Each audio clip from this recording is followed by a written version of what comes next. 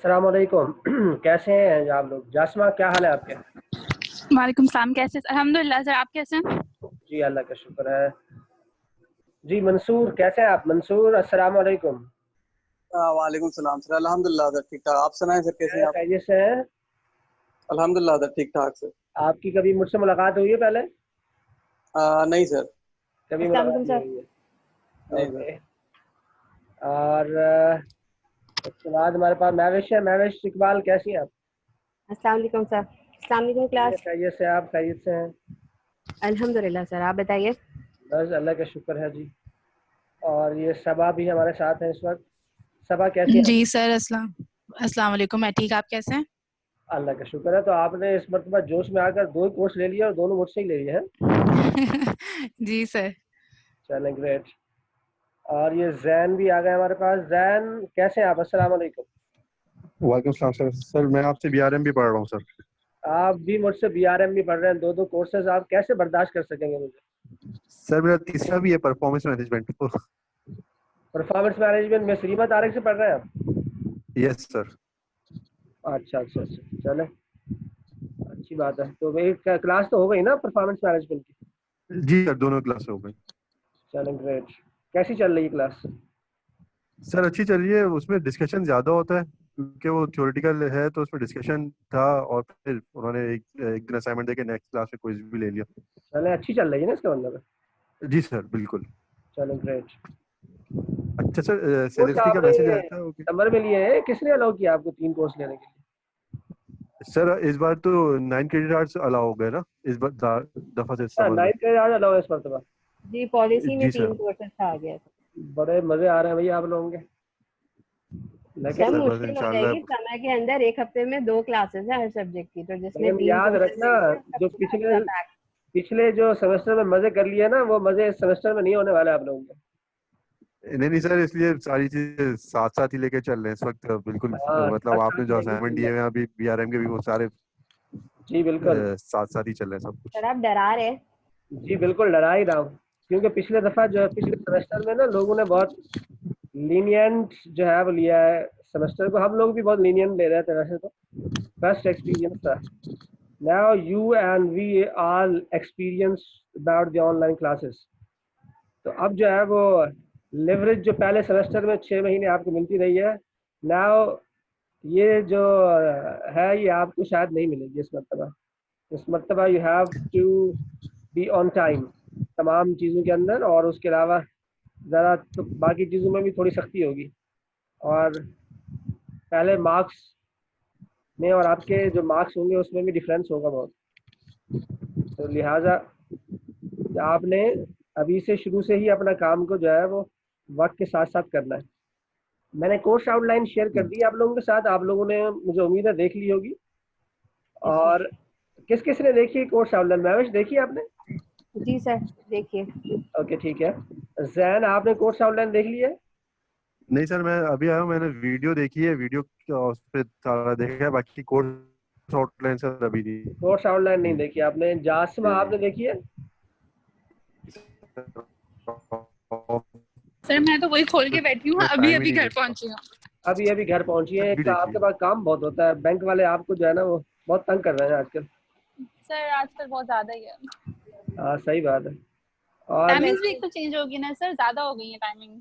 पहले तो जी, कम थी, अब और ज्यादा कर दी गई है। सही बात है जी। मंसूर, आप बताइए। सर नहीं देख पाया सर। क्यों? अभी जॉब से आया। सर वो बैंक में जॉब करता हूँ, तो सर टाइमिंग की वजह से। अच्छा, कौन सी बैंक में जॉब करते हैं आप? सर फैसल बैंक में सर। क्या जॉब करते हैं? Sir OM sir, operation manager. Operation manager है? जी सर। फिर आपके पास क्या अल्हम्दुलिल्लाह। काम है? फिर आप तो ऑपरेशन मैनेजर हैं, तो आप जो है ना मैनेजर हुए ना, फिर आपका मसला ही नहीं है। अरे ऑपरेशन मैनेजर सर, बहुत काम होता है सर। अच्छा, हाँ, मुझे मालूम है बैंक में ऑपरेशन मैनेजर के पास बहुत काम होता है। पूरी जी सर। बैंक की रिस्पॉन्सिबिलिटी, उसी की जिम्मेदारी होती है। ऑडिट में भी आप लोग देखते, आपको पकड़ते हैं ना? सर बिल्कुल सर, ऑडिट में भी फेस हमें ही करना होता है सर। कौन सी ब्रांच में हो? सर जोड़िया बाजार सर। जोड़िया बाजार में? वहाँ तो फिर काम ज़्यादा होता होगा। सर बहुत ज्यादा काम होता है सर, मतलब मार्केट ब्रांच है, ओल्ड मार्केट है, तो ऑब्वियसली मतलब फ्री होना टाइम पे बहुत बड़ा मसला होता है, और काम को लेके चलना ये भी बहुत बड़ा इशू होता है, हाँ, क्योंकि वहाँ ये कस्टमर सेगमेंटेशन सब बहुत मुझे ज़्यादा है। फिर इसलिए आप बता रहे हैं कि भाई आपको कोई फेवर मिलेगी तो कोई फायदा नहीं होगा। नहीं सर, कोई इशू नहीं है, कर लेंगे, काम कर लेंगे सर। हाँ इंशाल्लाह काम जरा आप कीजिएगा। तो जी जी। अभी पहला काम तो जरा आप ये कर लें, आप जरा ये एक वीक का असाइनमेंट है जो आपने करना है, मैं उसके ऊपर अपलोड भी कर दूंगा गूगल जी जी क्लासरूम सर। के ऊपर। लेकिन अभी से अब ये बाकी लोग किधर है? अभी आप 3 और 2 5 लोगों ने ज्वाइन किया है, मेरे ख्याल में ज्यादा लोग हैं हमारी क्लास में। तो सर बाकी लोग किधर हैं क्लासरूम भाई? पे सर सेलेफ्टी अच्छा का और मैसेज कौन आया कौन था, है? उनकी अटेंडेंस तबीयत जरा सही देख नहीं है, तो और किसी के कोई जानने वाला है जो आया ना हो आज? किसी के जानने वाला नहीं है? सर सेलेफ्टी का मैसेज आया था कि वो आज नहीं अटेंड कर सकेंगे क्लास, उनकी वो तबीयत क्या सही नहीं है। तकलीफ हो गई उनको? सर उनके फादर की डेथ हो गई थी, तो उस दिन ओहो से उनकी तबीयत थोड़ी अपसेट ओहो, चल रही है। चले हाँ, ये एक जेन्युइन प्रॉब्लम है। मुझे 8 लोग नजर आए थे वैसे। तो जरा महविश आप बताइए आप क्या कर रही हैं, जरा इंट्रोडक्शन कराइए अपना जरा। सर करेंटली तो वर्क फ्रॉम होम चल रहा है और कंपनी जो है, जिस कंपनी के साथ मैं एसोसिएटेड हूँ, डॉल्मेन ग्रुप के साथ एसोसिएटेड हूँ, working as an assistant manager recruitment and पर आवाज एम्प्लॉयमेंट। आपकी जो है ना, आप बहुत ही लड़कियों की तरह बोल रही हैं, जरा थोड़ा सा आवाज, लड़कियों की जरा आपकी थोड़ा सा आवाज जो है थोड़ा सा। इंटरनेट का इशू है यहाँ पे, थोड़ा सा नेटवर्क इशू चल रहा है, तो बड़ी मुश्किल से आगे पीछे हो रही हैं चीज़ें कल 2-3 दिन से नहीं ना। मैं ये पूछ रहा हूँ, जरा इंट्रोडक्शन कराए ना, इनको पता चले आपके साथियों को कि आप कौन है, क्या कर रही हैं आजकल। जी सर, वही करा रही हूँ हाँ थी जरा कि कराइए दोबारा से। मैं जो है एमबीए पी की स्टूडेंट हूँ। मेरा ये थर्ड लास्ट कोर्स है, थर्ड नहीं फोर्थ लास्ट कोर्स है। और बाकी है कि as an professional I am working with Dolmen group as an assistant manager recruitment और एम्प्लॉय इंगेजमेंट। ये दोनों मेरे डोमेन है डॉल्मेन ग्रुप के अंदर। और बाकी है कि समर्स में मैंने 2 कोर्सेज पिक किए हैं सर, एक आप है और दूसरा कॉर्पोरेट लॉ है। अच्छा जी ठीक है जी, और कोई और अपना जासमा आप जरा अपना तारुफ कराइए।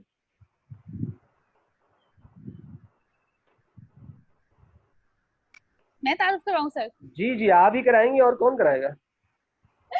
अच्छा तो सर आप जानते हैं लास्ट सेमेस्टर में मैंने आपसे पढ़ा है। तो मेरा नाम जासमा है, मैं बैंक में काम करती हूँ, असिस्टेंट मैनेजर हूँ। ग्लोबल होम रेमिटेंस देखती हूँ मैं, और एमबीए पढ़ रही हूँ। मार्केटिंग मेरा जो है मेजर है, और बस यही है। ओके ठीक है, थैंक यू वेरी मच जी। Thank you. और कौन है? जासमा हो गई है, तो फहद आप जरा अपना तारुफ कराइए। अस्सलाम वालेकुम सर। सर मेरा नाम फहद सईद है। सर मैं अभी जॉब करता हूँ एचआर एग्जीक्यूटिव बहरिया टाउन के अंदर, और मेरा जो मेजर है वो एचआर ही है, और मैं अपनी स्टडी के हवाले से ही स्टडी कर रहा हूँ। और पहले मैं आपसे एचआर का कोर्स पढ़ ही चुका हूँ। आप एचआर का एक कोर्स पढ़ चुके हैं? अच्छा जी अच्छा, हाँ। तजर्बा तो ज़्यादा अच्छा नहीं रहा होगा मेरा ख्याल है। नहीं नहीं सर, बहुत अच्छा एक्सपीरियंस है आपसे, अल्हम्दुलिल्लाह। बहुत अच्छा रहा, चले ओके। अभी भी आप मेरे ख्याल में 2 कोर्सेज में है ना मेरे पास, फहद बीआरएम जी भी हाँ। पढ़ रहे हैं ना? जी जी। जी हाँ सर, मैं आपसे बीआरएम में भी हूँ और ये इसमें रिक्रूटमेंट सेक्शन में भी। ओके ठीक है। अच्छा जी, ये जैन जैन आपको आवाज़ आ रही है भाई? जी सर आ रही है। जी जैन, तो आप ज़रा इंट्रोडक्शन कराइए अपना। सर मैं एमबीए पी में हूँ, ये मेरा इंशाल्लाह सेकंड लास्ट सेमेस्टर है। मेजर्स मेरे जो है एचआर हैं, और मैं असिस्टेंट मैनेजर ह्यूमन रिसोर्स हूँ हबीब बैंक में। और बस असिस्टेंट मैनेजर हाँ, ह्यूमन यही रिसोर्स, आपसे दो। कौन सी कंपनी में है आप? सर हबीब बैंक, हबीब बैंक में एचबीएल। है? हबीब बैंक जी में सर। जो इनका मेन हेड ऑफिस है वहाँ पर है? Yes sir, yes sir, assistant head plaza office में? एचआर में। ओके ठीक है। जी सर। ठीक है जी। और अब हमारे पास मंसूर जी, मंसूर आप ज़रा बताइए।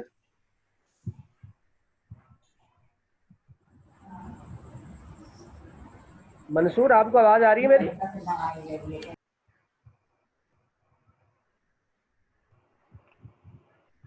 मंसूर साहब ये ज्वाइन करके कहीं गायब हो गया मेरा ख्याल है। जी मंसूर, आवाज नहीं आ रही आपको? सॉरी सर, वो कॉल आ गई थी सर। हाँ देखा ना, मुझे मालूम था कि ये कुछ आपने चक्कर किया हुआ है यहाँ पर। नहीं सर, कॉल आ गई सर, मैंने जी इंट्रोडक्शन मंसूर करवाया साहब, था सर। बताइए, आप अपना जरा तारुफ करा दीजिए।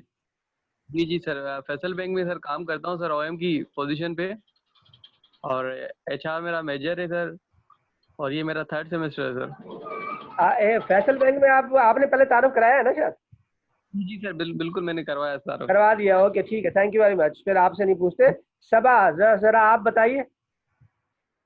जी सर, आप जानते ही हैं, तीसरा कोर्स है मैं आप नहीं, जब से ले मुझे रही हूँ तो मैं। बाकी लोग भी जान लेना जरा।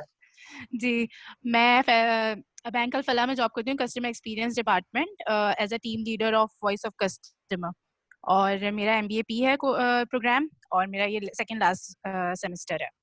बैंक अल फलाह में है आप? जी सर, बैंक अल फलाह कौन से डिपार्टमेंट में? कस्टमर एक्सपीरियंस में वॉइस ऑफ कस्टमर है, उस डिपार्टमेंट में टीम लीडर सर। अच्छा, क्या करते हैं वहाँ पर आप लोग? Sir basically voice of customer department ये होता है कि जो बैंक के कस्टमर्स होते हैं ना, डिफरेंट जिन्होंने सर्विसेज ली हुई होती हैं, उनको कॉल करते हैं फीडबैक के लिए, अच्छा, फीडबैक लेते हैं उनसे। जी, मुझे तो आपने फॉर कभी एग्जांपल कॉल नहीं ब्रांच कस्टमर। सर आप कौन से, मतलब मैं कौन सी तो प्रोडक्ट ली हुई है आपने? बैंक अल फलाह का कस्टमर हूँ। सर कौन सी प्रोडक्ट लिया, आप अकाउंट होल्डर मैंने हैं गाड़ी या ली है आप? बैंक अल फलाह से। अच्छा, ऑटो लोन कस्टमर। सर इंशाल्लाह आ जाइए, आपने अकाउंट कब ओपन करवाया है? तो उस लिहाज से हम कॉलिंग करते हैं ना। ओके जी, चले। तो ये समरीन, अस्सलाम वालेकुम। वालेकुम सलाम। समरीन कैसी हैं आप? जी मैं ठीक हूँ, आप कैसे? जी समरीन, अपने बारे में बताइए कुछ हमें। सर मैं HR की MBA मेरा आवाज प्रोग्राम तो है। सुनाओ ना, कुछ आवाज नहीं आ रही। लड़कियों की तरह नहीं बोलो, जरा आवाज ऊंची आनी चाहिए। जो थी अब आ वो रही है? गायब हो गई। अब आ रही है सर? अब थोड़ी सी आने तो समझ नहीं आ रही, लेकिन आ तो रही है। जरा बोले जरा आप।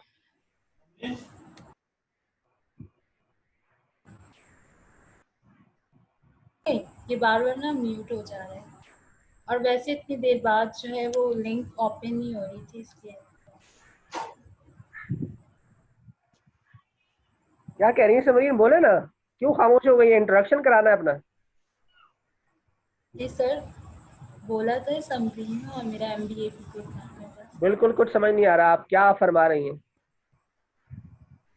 जरा थोड़ा करीब होके सर बोले आवाज, अगर लैपटॉप है तो। अब आ रही है आवाज? जी हाँ, देखे ना, अभी आवाज देखिए आवाज आ रही है बिल्कुल। जी सर, अब बोले पूछिए। जरा।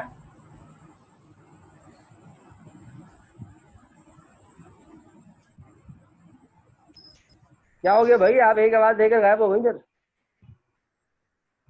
सर मैं बोल रही हूँ। समरीन क्या मसला है? सर कोई मसला नहीं है, तो बोलो ना, बताया मैंने। आवाज क्यों नहीं आ रही आपकी भाई? मेरा नाम समरीन है और मेरा सेकंड लास्ट सेमेस्टर है।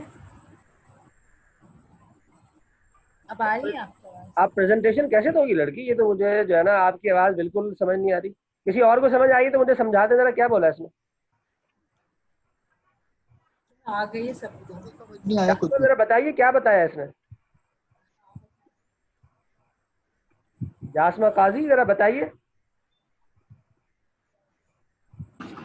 सर क्या बताऊं मैं समरीन को, सब जानती तो है वो। क्या और जानती है? मैं आपसे बोल रहा हूँ कि समरीन ने क्या बताया है आपको। सर समरीन की आवाज गूंज रही है एक्चुअली में। समरीन की आवाज गूंज रही है, वो खुद भी गूंज रही होगी। शुक्रिया। एको हो रही है, एको बहुत। चले चले आगे ठीक बढ़ते है, हैं। नहीं अभी भी यार। अच्छा जी, हमारे पास इसलिए मेरा म्यूट रहना ही बेहतर आज है। के सारे सब क्लास के पूरे स्टूडेंट मौजूद हैं, मुझे लग रहा है 7 ही स्टूडेंट है। तो मैं पहले अटेंडेंस ले लेता हूँ, फिर आगे बढ़ते हैं। सारे लोग आए हुए हैं। तो समरीन जब्बार, जी sir, present. Fahad Saeed, present sir. Fahad Saeed, present sir. Okay. ये कौन है अभी? सेलसेट अंजुम, ये आपने बताया कि आज छुट्टी पर है। Mohammad Zainuddin, present sir. Sabanis, present sir. Mahvish, Mahvish Iqbal, Maarif sir present. Mahvish Iqbal हो गई। Mansoor Ali, present sir. किस वहां पर एक बंदा हमारे पास ज्यादा है, कौन है जिसका नाम नहीं आया अभी तक? सर मेरा नहीं आया अब तक। आप कौन? जासमा। जासमा? जासमा हाँ जी, जासमा आपका नाम हाँ नहीं है इसमें। सर है, एक्चुअली आज ही मैंने वाउचर जमा करवाया शाम में, तो वो कल तक अपडेट होगा। चलें, कल तक अपडेट होगा तो कोई मसला नहीं है, आपको परेशानी की बात नहीं है, वो उसमें एनआर लिखा हुआ आ जाता है, तो आपकी वो अटेंडेंस काउंट नहीं होगी। चलें सही है, थैंक यू सो मच। ठीक है जी, तो ये अटेंडेंस ले लेते हैं।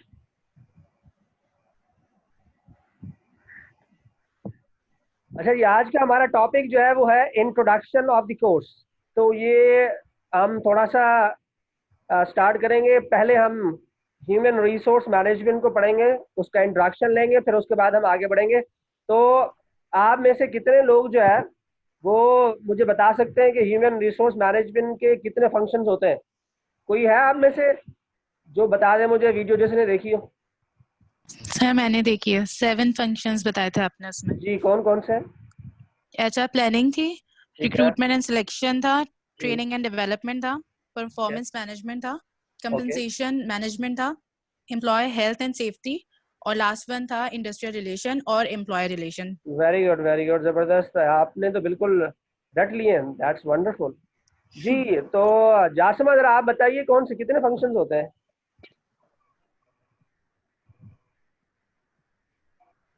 जी सर 7 फंक्शंस होते हैं, 7। हाँ, बताएं कौन कौन से हैं?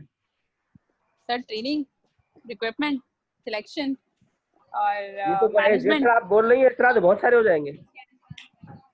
सर माशाल्लाह से एचआर के बहुत ज्यादा होते हैं, लेकिन हाँ, मैंने तो कौन कौन से ज्यादा होते हैं बताए ना। सर मैंने नहीं देखी ना वीडियो, मैं आपको बोल तो रही हूँ कि मैं अभी तो घर पहुंची हूँ।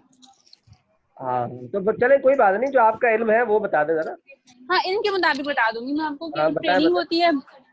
होती है, रिक्रूटमेंट होती है, सिलेक्शन होती है, इसके अलावा आपकी जो होती है हायरिंग होती है। और हायरिंग और सिलेक्शन में क्या फर्क है? सर सिलेक्शन और हायरिंग में ये फर्क होता है, हाँ नहीं सिलेक्शन होता है कि हाँ एक ही चीज होती है, सॉरी। और कॉम्पेंसेशन होती है, ठीक है। बेनिफिट्स होते हैं जिनको दिए जाते हैं। इसके अलावा सैलरी रेज होती है, उनकी परफॉर्मेंस मैनेजमेंट होती है, यही सब होता है और सर। बस? तो मजीद बहुत है, मैं गिनने को आऊँ तो बहुत ज्यादा हो जाएंगे।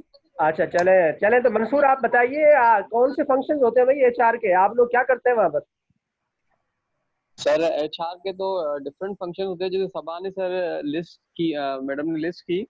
सर ओरिएंटेशन जैसे हो गया, एक ट्रेनिंग एंड डेवलपमेंट हो गया, और एचआर प्लानिंग हो गया, और उसके अलावा कंपनसेशन मैनेजमेंट हो गया। तो इस तरह के एचआर के फंक्शंस होते हैं। इस तरह के एचआर के फंक्शंस होते हैं। Okay, very good. ओके जी, ठीक है, तो समरीन जरा आप बताइए कौन से फंक्शन होते हैं एचआर के?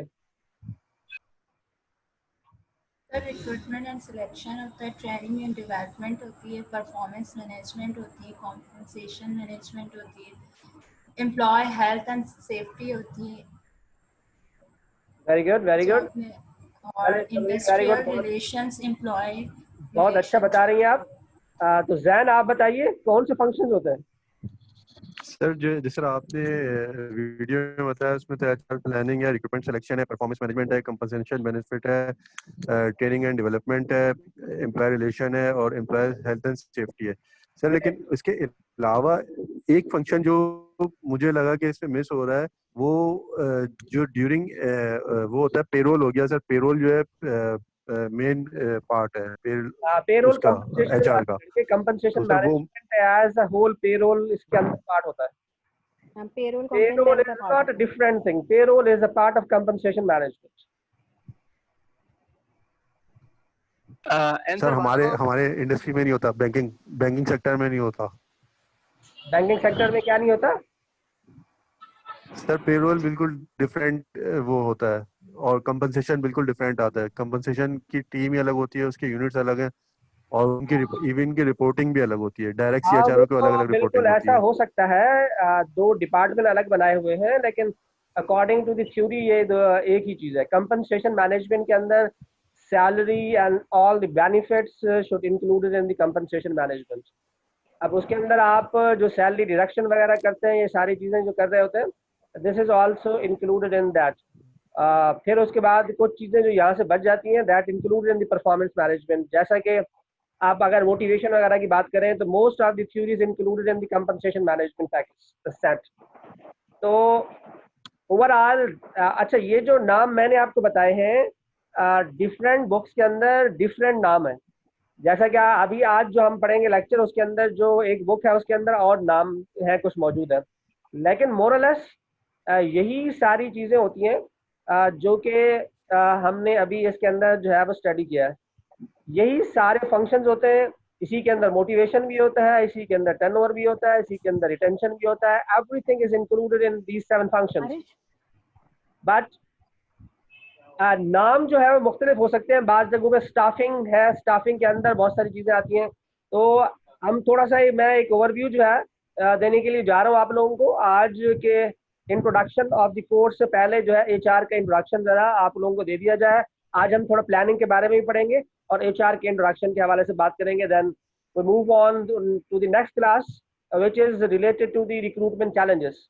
So in the next class we will discuss about the recruitment challenges, how the companies are facing the recruitment challenges and how they tackle these kinds of problems or the challenges or issues in the organization. तो इसके ऊपर हम बात करेंगे in the next class. But today we have a light class which is introductory class of the related to the human resource management and some portion of the HR planning we covered in this lecture.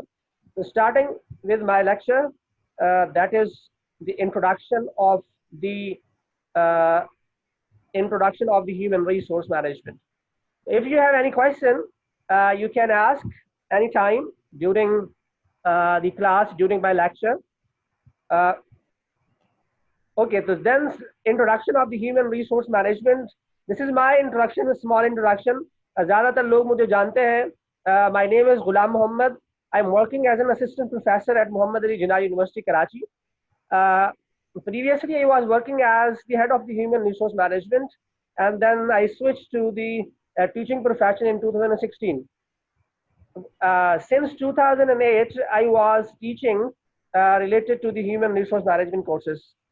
I have done MS with a gold medal from PF Keith, and currently, inshallah, with your prayer, I will complete my PhD within 1 or 2 months. I have submitted my thesis. I have published my research papers, and I got two international evaluations with the minor changes. Still, but only the remaining is the defense of my research thesis. Inshallah, this will complete in 1 or 2 months. Okay, so this is my small introduction. Coming to the next slide, before going to the detailed introduction, first you have to understand some basics of the organizations. Organization having some kinds of assets or the resources in the organization. So these kinds of resources are available, and these resources support to the company. तो company को ये resources जो है वो support करते हैं. These are the 4 types of resources. Physical resources, and the physical resources may be the buildings you have, maybe the furniture you have, and maybe the other things you have available in the organization. That are the physical resources, and these resources are very important to run the organizations. आपके पास building ना हो तो बड़ी मुश्किल होती है organisation को run करने के लिए. So this is an important resource as well. Then जो ऑर्गेनाइजेशन स्टार्ट करने के लिए, उसे ऑपरेशनलाइज करने के लिए, उसे फर्दर रन करने के लिए, you have to have the financial resources. आपके पास फाइनेंस होना चाहिए, पैसा होना चाहिए, तभी आप अपना ऑर्गेनाइजेशन को आगे रन कर सकते हैं. This is also an important resources. Then we have some intangibilities, intangible resources like the image of the company, like the goodwill of the company, like some of your maybe the softwares you have, your customers perceptions you have. These are all intangible resources. And the last and important resource, that is the human resource management. According to me and the research and the professor who are teaching HR, they believe that the human resource management is one of the most important assets are resource in the organizations. Organizations get competitive advantage through human resource management. If you have good human resource management, you have talented people in the organizations, that will be very important for the organizations. The one important thing is who make the differences in the organization, that is the human resource. तो जो organisations के अंदर difference पैदा करती है जो चीज, that is human resource. The people create a difference in the company. जिस कंपनी के अंदर लोग बहुत अच्छे होंगे, बहुत कॉम्पिटेंट होंगे, वो ज्यादा बेहतर जो है वो परफॉर्म करेगी than those companies who having the good physical और the financial assets. The human make all the physicals and the financial assets. If you have the good and talented people, you have competent people. So by this point of view, the human resource is the important assets for the company, the important human resource for the company. We are going to learn about the human resource management, and further we will learn about the how to attract the good human resource, how to attract the talented people in the organization. This is very important for important department in the organization, जिसको हम recruitment and selection department हम कह सकते हैं. और भी मुख्तलिफ नाम इसके हो सकते हैं. कहीं पर टैलेंट मैनेजमेंट के नाम से काम कर रहे हैं, कहीं पर जो है इसी तरह जो है टैलेंट अट्रैक्शन के नाम से काम कर रहे हैं. अलग अलग लोग उस पर जो है काम कर रहे हैं. ज्यादातर जगहों पर रिक्रूटमेंट के नाम से काम कर रहे हैं, सिलेक्शन के नाम से काम कर रहे हैं. बट जो भी नाम हो, the activity in the department is it is related to the HR planning, it is related to the recruitment and selection. So these are the two important things. तो हमारे लिए बहुत ज़रूरी है कि जब भी हम ह्यूमन रिसोर्स मैनेजमेंट के कोर्स पढ़ें तो हमारे लिए ज़रूर होना चाहिए कि हमारे लिए सबसे important asset that should be the human resource management. तभी हम इसके ऊपर वर्किंग करेंगे, तभी हम अच्छे लोगों को हायर कर सकेंगे, तभी हम जो है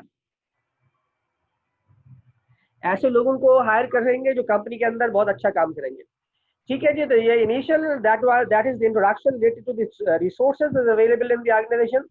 then we have the two different terms we use in the human resource department, that is the human capital and the core competency. How can we differentiate these two terms, the core competency and the human capital? The human capital, the definition of human capital here is the collective value of the capabilities. It's a collective means the whole organizations. The collective value of the capabilities, knowledge, skills, and experience, and even the motivation of an employee or the workers or the workforce. इसका मतलब यह है कि human capital के अंदर जो चीजें include होती हैं, that is the capability of the individuals, उसका नॉलेज, उसकी स्किल्स, उसका experience and the motivation level. अब ये देखिए मोटिवेशन जो है ना यहाँ पर ह्यूमन कैपिटल के अंदर बड़ी जरूरी है. अगर आपका एक्सपीरियंस बहुत अच्छा है, अगर आपकी कैपेबिलिटीज बहुत है, स्किल्स बहुत अच्छी हैं, नॉलेज है आपके पास, लेकिन if you are not motivated, it means you will not get your work for the company. तो आपके लिए जरा मुश्किल होगा, आप जो है डिमोटिवेटेड होंगे तो काम नहीं होगा. तो ये जो है ह्यूमन कैपिटल की डेफिनेशन है. Then what is core competency? That is the unique capability in the individuals which make differences in the organization and from the competitors point of view. तो हम जो है ह्यूमन कैपिटल जो है उसके अंदर जो चीजें हम देख रहे हैं, that is the collective value of the capabilities. ये ह्यूमन कैपिटल का पार्ट है. तो 4-5 चीजें जो याद रखनी है आपने ह्यूमन कैपिटल की डेफिनेशन में: capability, knowledge, skill, experience and motivation. और कोर कॉम्पिटेंसी का मतलब that is the unique capabilities that creates high value and differentiate an organization from its competitors. ठीक है जी. तो ऑर्गेनाइजेशन के अंदर बहुत सारे किस्म के लोग होते हैं जो कि ऑर्गेनाइजेशन में काम कर रहे होते हैं. तो ऐसे जो लोग हैं उनके लिए जो है अपने आप को डिफरेंशिएट करना बहुत जरूरी है. तो जब तक आपकी प्रोडक्ट डिफरेंशिएटेड नहीं होगी उस वक्त तक जो है आप काम प्रॉपर नहीं कर पाएंगे. ओके, तो आगे बढ़ते हैं थोड़ा सा. आप में से कोई कमेंट करना चाहेगा इसके ऊपर? ह्यूमन कैपिटल और कोर कॉम्पिटेंसी या के जो रिसोर्सेज के ऊपर हमने बात किया, अगर आपके कोई कमेंट हो तो you can share. If anyone have any comment please.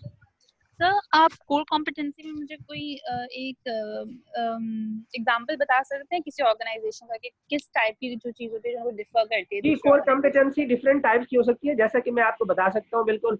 एक तो आपकी यूनिक कैपेबिलिटी का मतलब ये हो सकता है कि you having a different knowledge than the others, जिसका मतलब ये है कि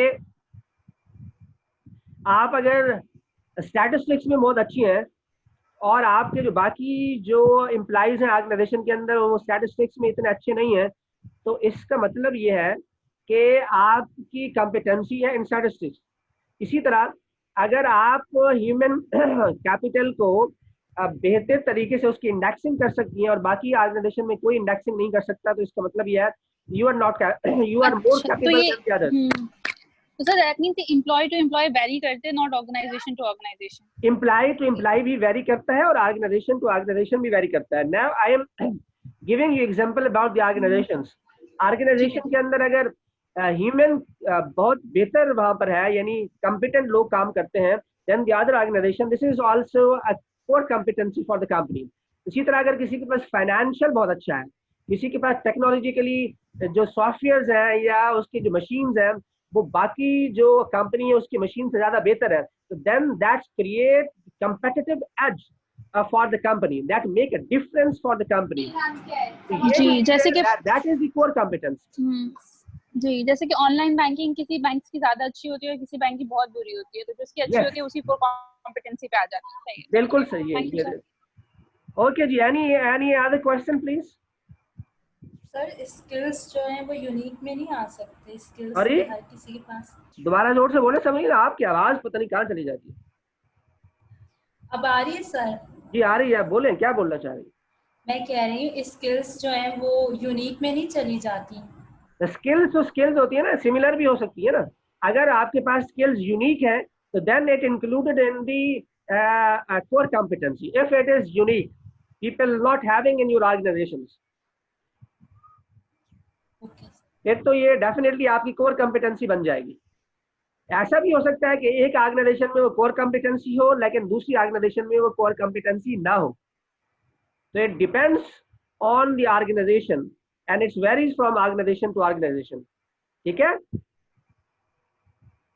एनी अदर? किसी और का कोई सवाल? जी सर, आपने बहुत अच्छे से एक्सप्लेन कर दिया। भाई कोर कॉम्पिटेंसीज का मीनिंग्स जो है अगर देखा जाए तो आज के जो वर्क फ्रॉम होम वाले पार्ट पे ज़्यादा इम्पोर्टेंस विजिबली सामने आया है, क्योंकि जहाँ पे आपके एम्प्लॉयज़ टेक्निकली साउंड थे वहाँ बड़ी आसानी से कोप अप कर लिया गया with the environment. Other than that जो लोगों को नहीं आदत थी ऑनलाइन चीज़ों की, ट्रांजैक्शंस की, या फिर स्किल सेट्स नहीं थे टेक्निकल एस्पेक्ट्स को अडॉप्ट करने के, तो उन्हें थोड़ा सा टफ टाइम मिला। तो एक कोर कॉम्पिटेंसी वाली चीज़ें बहुत विजिबली इस पूरे सिनेरियो के, पेंडेमिक वाले सिनेरियो में विजिबली उभर के आई है। Not as an organization but as an individual भी अब आपके लिए बहुत इम्पोर्टेंट है कि आपके पास एक यूनिक स्किल सेट होना चाहिए।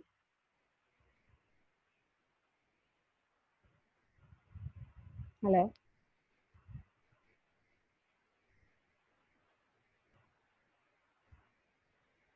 हेलो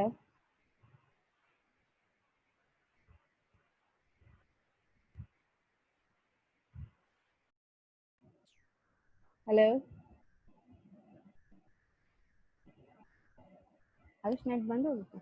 हेलो, जी जी जी बोले। आ रही थी आवाज सर मेरी? जी आपकी आवाज आ रही थी बिल्कुल। अच्छा जी, और कोई कमेंट करना चाहे? कोई है किसी का कमेंट? आगे बढ़ते मेरे ख्याल है नेक्स्ट स्लाइड की तरफ मैं बढ़ जाता हूँ। नेक्स्ट स्लाइड हमारे पास है the definition of human resource management. Okay, what is human resource management? Human resource management is to make the most productive use of human resource to the greatest benefit of the organization and individuals. यहाँ पे दो चीजों को बहुत ज्यादा focus किया गया, that is the individual and the organizations। यानी human resource management जो है वो जो आपके पास लोग काम करते हैं उसका हमने most productive use जो है वो बनाना है, जिससे ऑर्गेनाइजेशन को भी बेनिफिट हो और जो बंदे वहाँ काम कर रहे हैं, जो ह्यूमन रिसोर्स है, उनको भी जो है बेनिफिट हो। What will be the benefit? The first benefit is, organization को जो बेनिफिट होने वाला है, that is the profitability of the company. ये कंपनी की ग्रोथ बढ़ेगी, प्रॉफिटेबिलिटी बनेगी, और उसका सोशल इमेज बहुत अच्छा होगा, that is the social commitment improve होगी। जब आपके पास प्रॉफिट अच्छा होगा, चीजें होंगी, तो आप definitely you improve your social commitment. And the individual के लिए अपॉर्चुनिटीज होंगी to develop your self, to achieve the for him और हर सेल्फ और फॉर द ऑर्गेनाइजेशन। तो जो इंडिविजुअल होता है वो अपनी डेवलपमेंट करता है और अचीवमेंट्स उसको मिल रही होती हैं अगर उसका बहुत ही प्रोडक्टिव इस्तेमाल किया जा रहा हो, according to the need of the company, according to the skills of the human resource management. उसको जो है उसके ग्रेटेस्ट, कंपनी के ग्रेटेस्ट बेनिफिट के लिए उसको इस्तेमाल किया जा रहा हो। That's called the definition of human resource management. Any comments from your sides? Sir basically हम जब अगर इसको आसान अल्फाजों में और भी कहें, वैसे तो आपने बहुत अच्छे से ब्रीफ किया है। It's all about creating an environment. Human resource management is all about creating an environment जो कि प्रोडक्टिविटी को एनहांस करता है और एक ऐसा एनवायरनमेंट देता है जहाँ पे आपको दोनों एस्पेक्ट से, ऑर्गेनाइजेशनल इंडिविजुअल एस्पेक्ट से ग्रोथ के एक प्रॉपर अपॉर्चुनिटीज दी जाती है। ग्रेट महविश, बिल्कुल ह्यूमन रिसोर्स मैनेजमेंट का यही काम होता है कि that's create an environment like in which the people can give more production than the previous environment. तो डेफिनेटली इसके अंदर आपको जो है ऐसा एनवायरनमेंट देना होता है जिसके अंदर जो ह्यूमन रिसोर्स है उसको बहुत प्रोडक्टिवली यूज किया जा सके। यानी any other question, any other comment please? Okay, if no comment, then I am moving to the next slide. क्योंकि ये सारी चीजें आपने ऑलरेडी पढ़ रखी हैं। The policies and the practices involved in carrying out the people, यानी वो policies और practices जिससे लोगों को जो है कैरी किया जाए। Human resource management is design of formal system in an organization that ensure effective and efficient use of human talent to accomplish organizational goals. तो ये different definitions हैं। अब इसके अंदर यहाँ पे नीचे जिम कॉलिन्स का बड़ा पुराना जो है, मैं हमेशा बताता रहता हूँ लोगों को, people are not your most important assets but the right people are. तो सारे लोग जो होते हैं वो कंपनी के लिए एसेट्स नहीं होते, कुछ लोग लायबिलिटी भी होते हैं। तो यहाँ पर जो है ये समझना बड़ा जरूरी है कि कौन से लोग जो है वो कंपनी के लिए जो है वो इम्पोर्टेंट एसेट्स हैं और कौन से लोग कंपनी के लिए लायबिलिटी है। And then you should convert the liabilities into the assets. And the next we have, okay, these are the three major roles companies performing in the organization, human resource management roles, जिसमें strategic है, operational and administrative है। So how many of you know we are on the which role? जी सबा आप बताइए, हम आजकल पाकिस्तान में किस stage पर है, strategic, operational या administrative? जी सबा। Strategic? No idea. Okay, no idea. Okay. Anyone else? ये हबीब बैंक में कौन है? हबीब बैंक में? सर मैं जैन। हाँ जैन, बताइए जरा अभी क्या चल रहा है आप लोगों का, कौन से रोल पे काम कर रहे हैं आप लोग? सर एचबीएल में तो इस वक्त तीनों ही जो है एक्टिव है, स्ट्रेटेजिक भी, ऑपरेशनल भी और एडमिनिस्ट्रेटिव भी। Yes sir. ओके, तो कितना परसेंटेज आप कैसे डिस्ट्रीब्यूट करेंगे? सबसे ज्यादा कौन सा है? सर सबसे ज्यादा तो इस वक्त एडमिनिस्ट्रेटिव है। एडमिनिस्ट्रेटिव है, वेरी गुड। इस वक्त तकरीबन ही ऑर्गेनाइजेशन के अंदर जो पाकिस्तान में काम कर रही हैं तकरीबन एडमिनिस्ट्रेटिव ऑपरेशनल्स पर है। जी सर। ओके जी, आगे बढ़ते हैं। तो ये तीन रोल्स होते हैं, आगे बढ़ते हैं, इनका क्या जो है वो है इसको देखते हैं जी। ये इस वक्त हमारे पास जो है वो सिचुएशन है कि changing role of HR management. अच्छा 1 मिनट रह गया हमारे इस लेक्चर को खत्म होने में, फिर आपने दोबारा ज्वाइन करना है, ठीक है जी? तो जब तक मैं बोलता रहता हूँ खत्म हो जाएगा तो फिर आप दोबारा ज्वाइन कर लीजिएगा। चेंजिंग